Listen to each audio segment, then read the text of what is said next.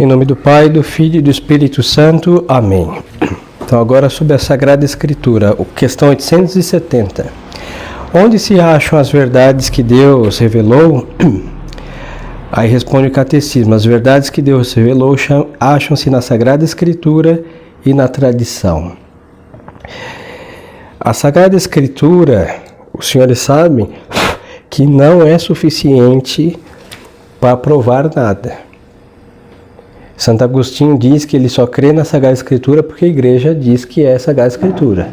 Porque um livro por si só não pode provar-se a si mesmo. Então, por exemplo, quem viu Isaías, Jeremias, Moisés, que escreveu os 5 primeiros livros da Sagrada Escritura, nós recebemos isso por uma tradição. Os próprios autores, isso tem que ter muito cuidado, porque não só no modernismo, mas entre pessoas, inclusive na tradição, por um grande racionalismo, coloca em dúvida. Não estou dizendo que a Bíblia não é a palavra de Deus. Em realidade, Bíblia não é o nome correto, é Sagrada Escritura. É a Sagrada Escritura a palavra de Deus, sim, contida do Gênesis ao Apocalipse. Mas como que nós sabemos que é a palavra de Deus? Porque existe uma autoridade que não está somente no livro. É uma autoridade externa, que é a Igreja, porque ela que definiu. Trento foi o último concílio a reafirmar quais são os livros verdadeiros e quais são os falsos. Mas antes de Trento houveram outros concílios que definiram. Por que o Evangelho, o proto-evangelho de São Tomé não está nos livros sagrados? Porque a Igreja teve o discernimento de ver que aquele livro não pertence aos livros inspirados. Os chamados apócrifos, dos quais nós não devemos ler nenhum deles, por belo que aparentam serem, porque são estupidezes, lendas, e foram escritos por pessoas que não correspondem ao título. São Tomé não escreveu evangelho nenhum, então tem que ter cuidado. Então, por que então nós temos esta confiança na Sagrada Escritura? Porque é uma autoridade que a Igreja determinou pela tradição que já recebemos do Antigo Testamento. Porque como a Bíblia tem duas partes, o Antigo Testamento e o Novo, então o Antigo Testamento foi recebido por tradição, não somente escrita, mas oral também. E o Novo Testamento nós recebemos os apóstolos, aí os chamados hagiógrafos, os escritores sagrados que escreveram, mas também temos tradição oral que nos afirma que estes livros são escritos pelos autores tais e que são palavra de Deus. Esses escritos que estão no que nós chamamos Bíblia, Sagrada Escritura. Então, as verdades que Deus revelou acham-se na Sagrada Escritura e na tradição. Aqui nós temos uma divergência com os chamados ortodoxos, que não são ortodoxos, são heterodoxos. Eles, nesta distinção que nós temos aqui, eles não acreditam, porque eles dão o mesmo poder à tradição escrita, que é a Bíblia, e a tradição oral, que é a tradição oral que nós recebemos. Mas é diferente. Da mesma forma que a tradição escrita se confirma pela tradição oral, logo a tradição oral tem mais primazia do que a tradição escrita. Já que quem me diz que o Pentateuco foi escrito por Moisés é a tradição oral. Os 5 primeiros livros da Bíblia, que são os Pentateuco, foram escritos por Moisés. E quem me diz isso? A tradição oral. E a tradição oral é o quê? Palavra de Deus, transmitida de boca a boca. E agora, o que está escrito no Pentateuco? O que está lá nos 5 primeiros livros. E esta é a tradição escrita. A tradição escrita está restrita ao que está no livro sagrado. Mas a tradição oral, ela tem mais elementos e que não foram escritos. Tem muitas coisas que nós sabemos, porque os padres da igreja, num sermão que receberam de outros, que desemboca no apóstolo, contaram. E aí nós vamos transmitindo isso como tradição oral. Que é a Sagrada Escritura? A Sagrada Escritura é a coleção dos livros escritos pelos profetas e pelos hagiógrafos, pelos apóstolos e pelos evangelistas, por inspiração do Espírito Santo e recebidos pela Igreja como inspirados. Então, os senhores veem que houveram autores e que a igreja reconhece nestes e não em outros uma inspiração do Espírito Santo. À margem da Sagrada Escritura, nós temos os escritos dos padres da igreja, que também são venerados pela igreja.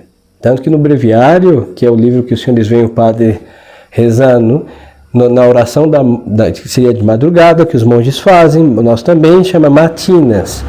Tem 3 leituras que sempre são, às vezes mais de que 3, são 6 às vezes, que são dos primeiros padres da igreja. Santo Ambrósio, Santo Agostinho, Santo Irineu, São João Crisóstomo, os primeiros santos padres, que não têm o mesmo peso da Sagrada Escritura, mas estes homens também foram inspirados por Deus para explicar com maestria a Sagrada Escritura.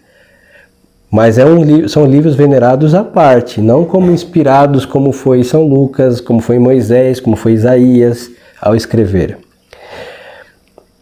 Mas em todo caso, a igreja tem que reconhecer. Aqui nós vemos, por exemplo, uma divergência com os protestantes. Os protestantes dizem que a Bíblia por si mesmo basta. Aí a religião do livro. Isso vem como para um muçulmano. O Alcorão para eles basta. Para nós isso não basta, porque isso é irracional. Porque a Bíblia não caiu do céu assim, veio uma pomba com um livro e desceu assim, não. Foi como Deus inspirou autores que reescreveram baixo uma inspiração de Deus singular. Quando Deus inspirou os autores da Sagrada Escritura, é uma inspiração que Deus não deu e não dará para nenhum outro. Deus iluminou a mente desses autores, e tanto que a própria letra, o próprio material que eles usaram lá, as letras na língua que for, porque foi escrita em várias línguas, estava com a inspiração do Espírito Santo. Então, quando os padres da igreja escreveram comentários, tem inspiração do Espírito Santo? Sim, mas não ao calibre da Sagrada Escritura. É uma inspiração única aos autores dela, que não será dada a outro. Em quantas partes se divide a Sagrada Escritura? A Sagrada Escritura se divide em 2 partes, o Antigo e o Novo Testamento. Entre nós não é normal chamar velho, mesmo que seja sinônimo, mas sempre o católico busca distinguir do protestante. Então na Bíblia delas ele está velho e na nossa está antigo. É a mesma coisa, mas para ter quanto mais se distanciar, melhor, mesmo que sejam sinônimos. E o Novo Testamento, que contém o Antigo Testamento. O Antigo Testamento contém os livros inspirados escritos antes da vinda de Jesus Cristo. E que contém no Novo Testamento, contém os livros inspirados escritos depois da vinda de Jesus Cristo. Se os senhores perceberem, e vamos seguir aqui vendo, não consta que Nosso Senhor escreveu absolutamente nada. A única coisa que nós sabemos que Nosso Senhor escreveu é quando queriam apedrejar a pecadora, que encontraram ela em adultério, aí levam ela para a praça, aí está lá velhos, jovens, adolescentes querendo apedrejá-la segundo a lei de Moisés, porque ele mandou fazer isso. Quem fosse pego em adultério tinha que ser levado à praça e apedrejado. Perfeito. Aí todos estão lá reunidos e Nosso Senhor está escrevendo no chão, com o dedo, na terra. E aí a tradição conta, para os senhores verem que isso é tradição. Está escrito, mas tem uma parte que a tradição dá detalhes. A tradição conta que Nosso Senhor estava escrevendo o pecado de cada um que queria apedrejá-la. Aí eles viram, em hebraico é mais fácil, em 3 desenhinhos é quase um texto. Eles olharam e o Evangelho diz o quê? Que começaram a ser dos mais velhos aos mais jovens, desta ordem. Eles olharam e foram embora. Aí quando o Nosso Senhor, ninguém te condenou? Não, Senhor, ninguém. E Nosso Senhor disse, nem eu te condeno, vais e não peques mais. É o único escrito que nós temos de Nosso Senhor, até que alguém passou a mão, né? Para apagar o que estava escrito na areia ou na terra de Jerusalém, que eram pecados. Nosso Senhor estava revelando a consciência de cada um, como eles iam condenar alguém, sendo que eles faziam coisas iguais ou piores, para eles saírem com as pedras na mão. Deviam ter jogado na própria cara, né? Mas ninguém se autocondena, né? Hipocrisia, que Nosso Senhor tanto abominou ali nos judeus. Pois então, e São Tomás vai explicar por que Nosso Senhor não escreveu. Porque nós íamos acreditar que só a verdade seria somente o escrito. Você vê que Nosso Senhor não é protestante. O protestante diz o quê? Que a Bíblia é só o que está escrito, que a tradição é balela. E Nosso Senhor não quis escrever para que nós não pensássemos exatamente esse disparate. E tudo que nós temos dos 4 evangelistas, que são feitos, fatos, palavras saídas da boca de Nosso Senhor, ele não escreveu nada. Ele fez e ele ensinou. E a palavra saída da boca de Nosso Senhor, até virar o Evangelho de São Mateus, era transmitido como? Oralmente. Então a tradição oral tem a sua primazia sobre a tradição escrita. Os senhores me entendem? Agora sim, não vamos pensar. Aqui tem um erro sério, grave, que está naquele catecismo amarelo de João Paulo II. Eles dizem o quê? Que a comunidade cristã, aspas, o vocabulário é deles, se reteve o que Nosso Senhor disse. Bem-aventurados os puros de coração. Ouvi isso, verão a Deus. Aí escreveram. Quem não tiver pecado... me lembra aquela mulher. Aí escreveram. Não, isso daí é modernismo. Nosso Senhor fez o que fez e disse o que disse. E São Mateus tem nos seus ouvidos gravados pelo Espírito Santo para reproduzir perfeitamente. Não é recoletar lembranças do que... lembra de Jesus que ele disse tal coisa? Não julgueis e não sereis julgados? Lembro, sim. Então vamos escrever para a gente não esquecer. Não, isso daí é modernismo. Então foi São Mateus, pelo que ele ouviu e o que ele não estava presente, o Espírito Santo lhe disse, o mesmo Senhor lhe inspirou para escrever exatamente o que saiu da sua boca quando ele disse tal coisa. E assim servem para os 4 evangelistas também. E os outros autores da Sagrada Escritura, cada um com seu livro correspondente, ou seus livros correspondentes. Que nome se dá comumente à Sagrada Escritura? Então, a Sagrada Escritura dá-se comumente o nome de Bíblia Sagrada. Bíblia vem de uma palavra grega que quer dizer biblioteca. Agora sim, por quê? Porque do Gênesis ao Apocalipse nós temos um conjunto de livros. São vários livros. Então, vira uma biblioteca num livro só. Mas o nome, qual o conteúdo? As Sagradas Escrituras. Porque se fosse assim, qualquer biblioteca municipal chamaríamos de Bíblia. E não é essa, não. A sua singularidade é porque contém palavras sagradas, feitos, fatos de Deus Nosso Senhor. Então tem uma sacralidade peculiar, singular. O que quer dizer a palavra Bíblia? Quer dizer coleção de livros santos, ou livros por excelência, ou livros dos livros, ou livro inspirado por Deus. É o único. Com essa inspiração que lhes dizia há pouco, peculiar, singular, que não haverá outra inspiração dada por Deus a ninguém para fazer algo semelhante. Por que a Sagrada Escritura é chamada livro por excelência? A Sagrada Escritura é chamada o livro por excelência por causa da excelência da matéria de que trata e do autor que a inspirou.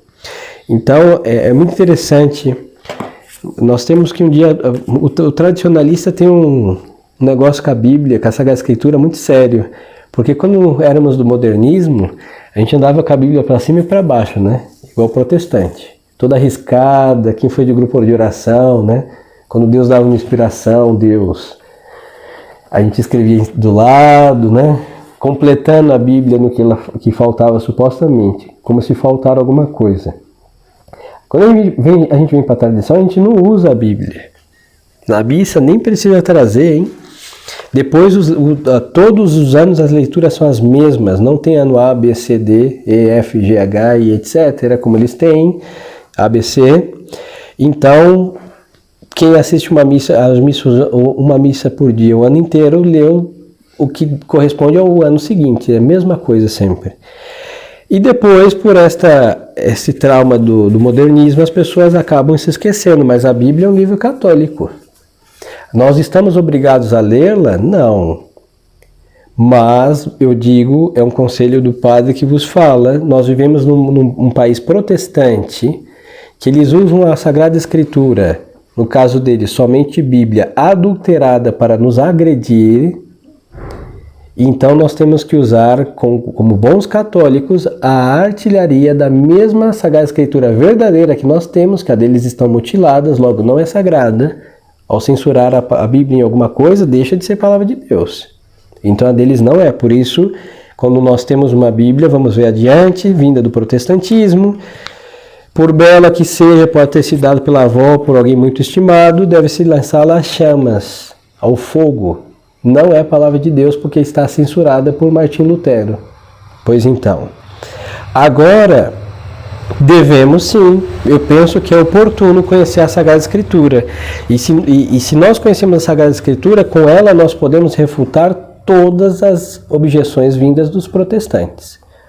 E para isso tem um livro chamado A Legítima Interpretação da Bíblia, de um autor chamado Lúcio Navarro, que foi editado por uma dessas editoras aí, modernas, porém que reeditaram livros como eram antigamente, que eu recomendo que todo bom cristão tenha a cabeceira de sua cama.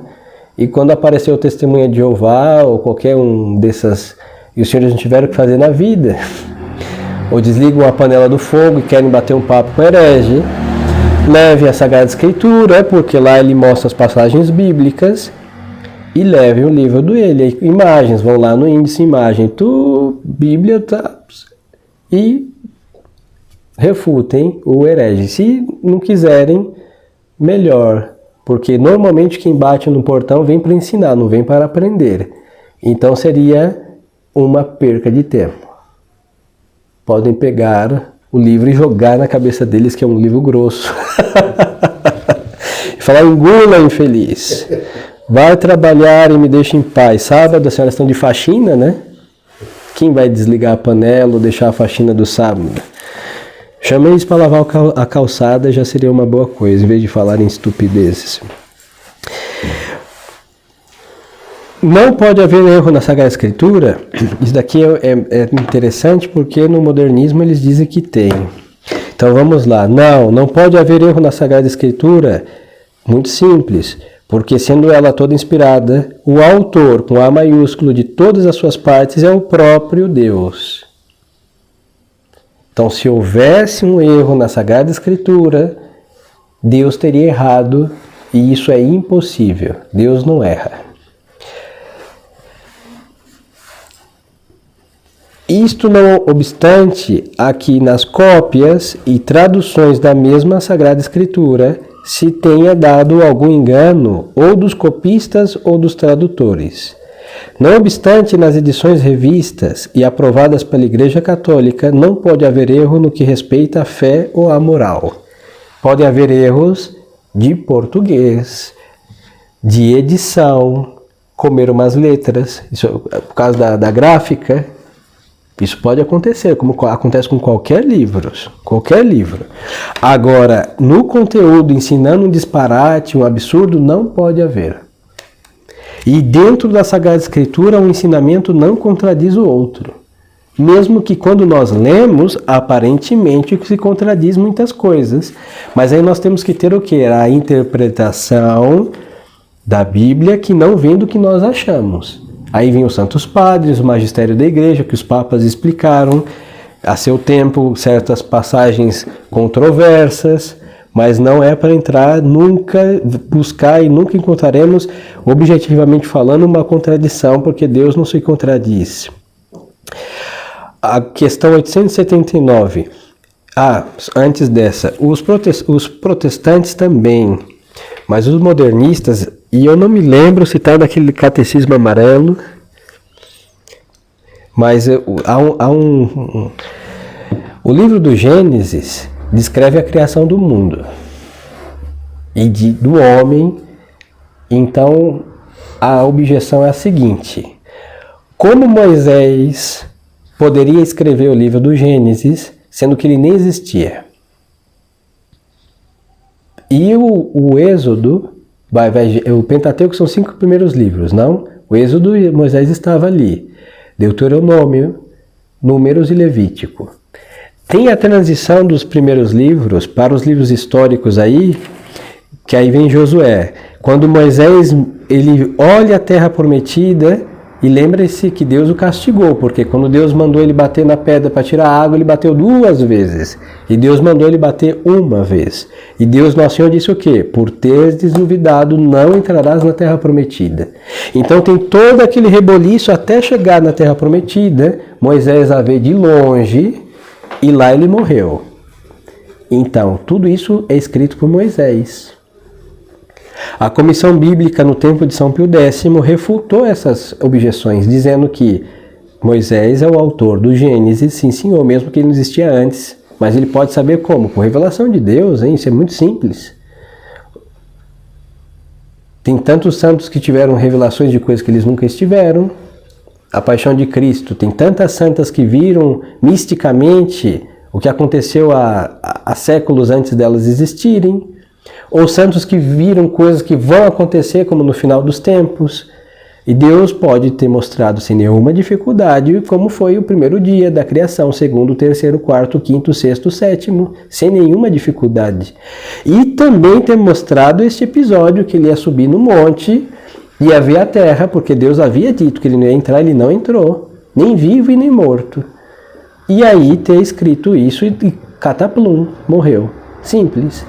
Então é verdade de fé católica que os 5 primeiros livros foram escritos por Moisés, sim senhores.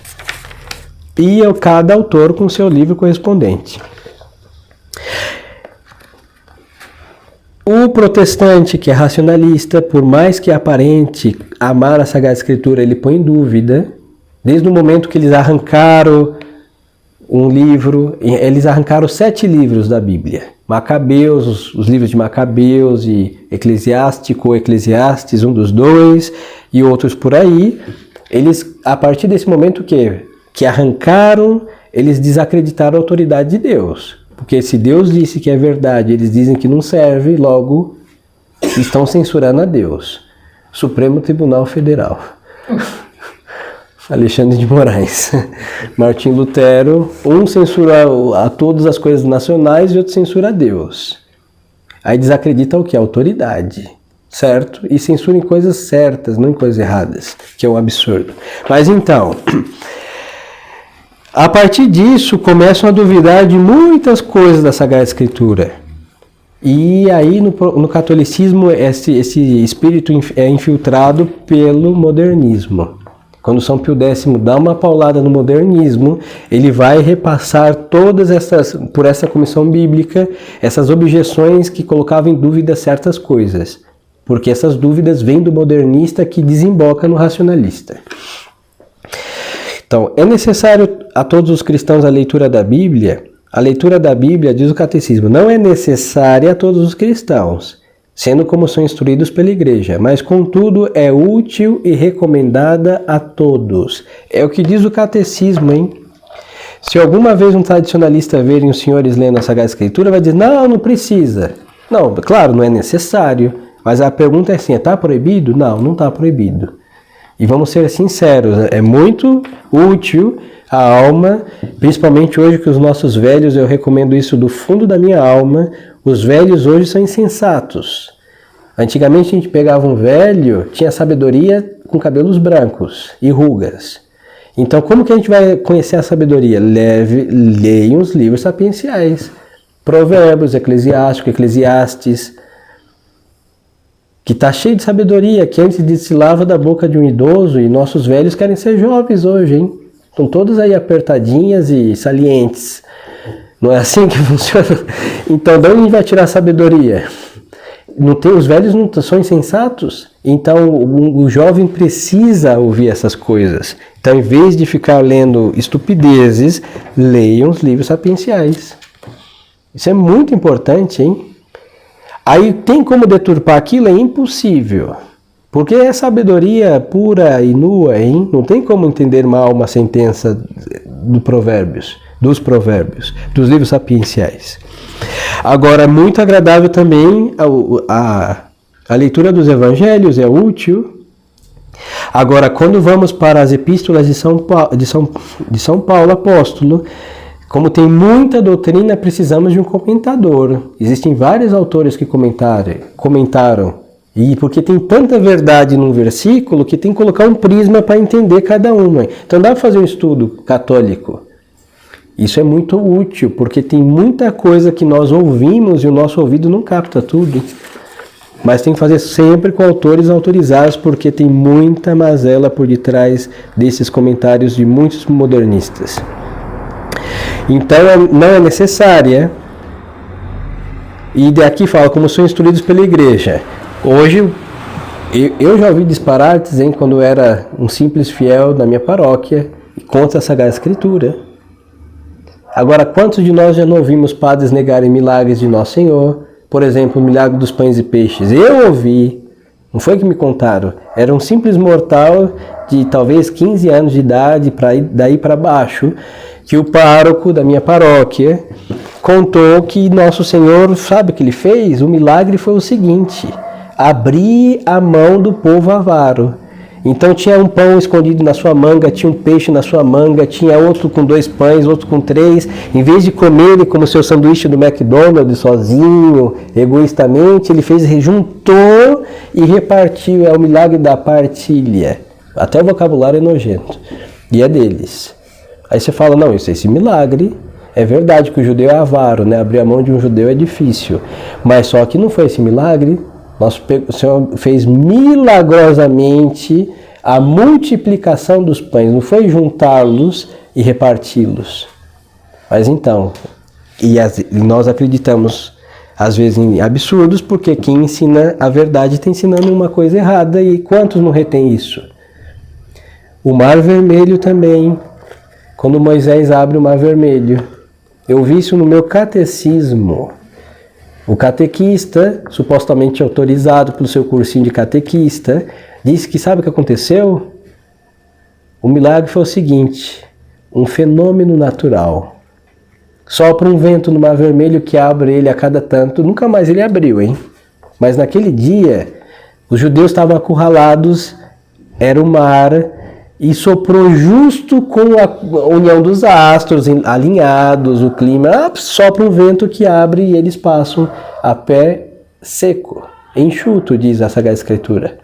Não, com um milagre, ou seja, um milagraço, porque você está entre a cruz e a espada e vem um vento prodigioso que sopra.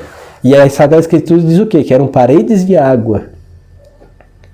Que vento faria uma coisa dessa? E se fizesse, eles não estariam caminhando num vendaval semelhante furacão que abrisse o mar. Então você vê que são lesados para não acreditar no milagre, inventam estupidezes que são absurdas. Tá? Então tem que ter cuidado, hein? Você vê que muitos, Bíblia debaixo do braço, mas negam a autoridade de Deus. Isso é muito sério. Pode-se ler qualquer tradução em língua vulgar da Bíblia, língua, no caso, portuguesa, para nós, pode-se ler-se as traduções em língua vulgar da Bíblia, desde que sejam reconhecidas como fiéis pela Igreja Católica e venham acompanhadas de explicações ou notas aprovadas pela mesma Igreja. Então, se nós temos uma Bíblia que não tem nota explicativa embaixo, não podemos ler. Aquelas notas são justo quando pode dar um mal-entendido, uma explicação necessária. Depois, para nós, todas as Bíblias aprovadas depois da década de 60 não servem para nós. Por quê? Eu digo, hein? Eu li a Bíblia chamada Ave Maria de Gênesis e Apocalipse. Quando chega em algumas partes de Provérbios, algumas partes do profeta Daniel, eles colocam colchetes assim, aí vamos para o pé de página. O que diz? Esta parte foi acrescentada por um copista. Esta parte não consta nos originais, ou seja, encheram com partes que não são de Deus. Então estão o quê? Dissolvendo a sacralidade de Deus como autor da Bíblia.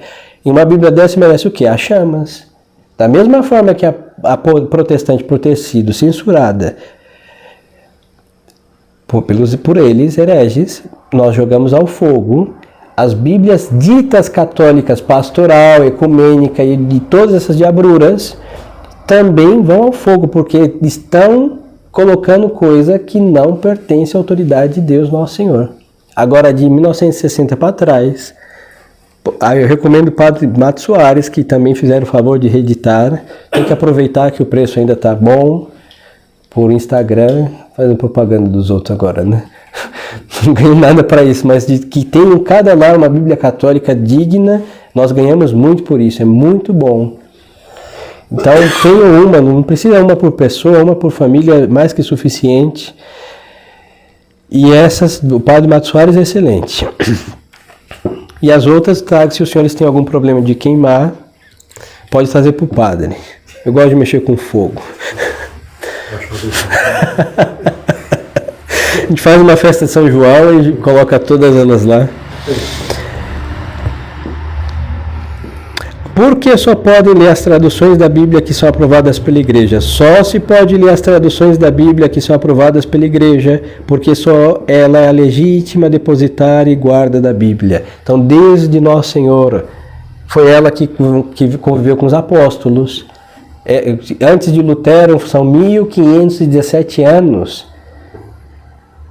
Como que o crente infeliz vem falar que a Bíblia é Bíblia? Porque algum católico antes dele guardou por 1517 anos esse livro. Aí ele arrancou as páginas que ele não queria e ficou com o que ele quis.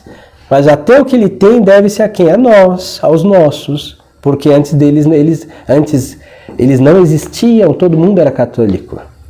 Então, a igreja depositária e guarda, então temos que saber que ela sabe qual é a tradução correta. E as línguas vivas, hein, é um problema sério. Nós temos muitos sinônimos, muitas palavras que querem dizer certas coisas que na língua original não se diz do mesmo modo e com a mesma precisão. Então a tradução tem que ser algo, é uma arte fazer uma tradução, hein? E quanto mais da palavra de Deus. Então a igreja tem esse critério minucioso. Então só ela pode aprovar uma tradução digna. Por quem podemos nós conhecer o verdadeiro sentido das Sagradas Escrituras? O verdadeiro sentido das Sagradas Escrituras podemos conhecê-lo só por meio da igreja, porque só a igreja é que não pode errar ao interpretá-las. Então, por exemplo, os senhores estão lendo uma interpretação dada por um autor. Aí, vamos à igreja. O que a igreja diz a respeito? O contrário. Então, aquele autor está errado. E, por exemplo, os santos padres. Se os santos padres explicaram, tem muito mais peso do que um padre fulano que explica. Porque os santos padres tiveram uma luz do Espírito Santo que nós não temos mais. Nessa intensidade de penetrar com profundidade o sentido das Sagradas Escrituras. Ficamos com o que eles falam. Se a igreja nunca disse nada, então o sentido dos padres é o sentido correto, dos santos padres. Que deveria fazer um cristão? Aqui, ó, Catecismo 883, hein? Não é a minha inquisição pessoal. Prestem atenção. Que deveria fazer um cristão? Isso daqui tem que escrever na porta de cada lar. Que deveria fazer um cristão que se lhe fosse oferecida a Bíblia por um protestante ou por algum emissário dos protestantes? Ouçam a resposta. Um cristão a quem fosse oferecida a Bíblia por um protestante, ou seja, um crente infeliz, ou por algum emissário dos protestantes, aqueles que dão na escola, já viram aquelas Bíblias cinza? Desse tamanhozinho. No meu tempo aquilo dava igual pão de padaria, entendeu? Todo ano, pelo menos 2 vezes por ano, chegavam caixas e davam. Eu lembro que tinha guerra de Bíblia. Tinha guerra de Bíblia, em vez de ser de bolinha de papel, e a coisa era, bom, devia ser sobre o protestante, mas ele deixava a caixa e ia embora. Mas então, resposta, um cristão a quem fosse oferecida a Bíblia por um protestante ou por um emissário dos protestantes deveria rejeitá-la com horror, por ser proibida pela igreja, e se a tivesse aceitado sem reparar, deveria logo lançá-la ao fogo, ou entregá-la ao próprio pároco. Então, os senhores veem, primeiro a gente tem que recusar com horror. A gente está numa igreja militante, hein? A gente não precisa sair queimando igreja de crente e arrumar confusão com eles. Eles ficam lá e nós aqui. Mas inserir Bíblias, se fosse benigno para nós, eles não dariam Bíblia para nós. Se eles dão Bíblia para nós é porque é uma coisa danina. Nenhum inimigo cuida da saúde do outro. Salvo se quiser matá-lo com mais gordinho, mais robusto e rosado, vai ter esse prazer. Mas não, normalmente se faz o quê? Se envenena o inimigo, não é isso? Se tortura, se judia. Então eles entregando Bíblias adulteradas para os cristãos, ou seja, os católicos, eles vão que envenenar os cristãos. Por isso a igreja manda o quê? Com horror, porque o horror faz assim, ó, já marca um território. E se aceitou por alguma coisa, eu conheço gente que aceita só para destruí-la. Diz que é uma menos. Perfeito. Pede-se, eu quero a caixinha todinha para mim. Tenho tanta gente para dar, as chamas, muitas chamas. E queima tudo aquilo. Bom, pode ser também. Mas deve-se destruí-las. E enfim, por que a igreja proíbe as Bíblias protestantes? A igreja proíbe as Bíblias protestantes porque ou estão alteradas e contêm erros, ou porque faltam-lhe a sua aprovação e as suas notas explicativas das passagens obscuras que podem causar dano à fé. Por isso a igreja proíbe também as traduções das Sagradas Escrituras já aprovadas por ela, mas reimpressas sem explicações que a mesma igreja aprovou. Os senhores entendem? Então a Bíblia do protestante ou está errada, ou a tradução não foi aprovada pela igreja. E eu vou dizer uma coisa, a mais famosa Bíblia do crente típico, Ferreira de Almeida. Quando pegamos uma passagem bíblica qualquer, em língua portuguesa, e uma passagem bíblica de uma Bíblia católica antes do concílio, não diz a mesma coisa. Às vezes são sinônimos, palavras, mas tem um problema que não está dando o mesmo conceito e ideia. E a Bíblia do Testemunha de Jeová, esses que batem, ficam aplaudindo os senhores em suas portas, batendo palma, é mais ainda maligna. E eu lhes dou um exemplo. O último evangelho que nós rezamos na Santa Missa, quase todas as missas, diz o quê? Que o Verbo é Deus. Por quê? Porque nosso Senhor Jesus Cristo é Deus, a segunda pessoa da Santíssima Trindade. Na Bíblia deles, porque eles não creem que Cristo é Deus, eles dizem assim que parecia Deus. Entre ser e parecer existe um abismo, uma diferença imensa. Quem parece não é. Agora quem é, não tem aparência. É uma afirmação. Então, como eles não creem na divindade, eles foram lá em São João, por favor, né? São João, e foram lá e corrigiram, colocando um erro em realidade. Então, os senhores veem que um simples mortal lendo isso, um dia vai deixar de crer na divindade de nosso Senhor Jesus Cristo, e vira o quê? Um herege. Então, essa Bíblia só pode ser digna das chamas.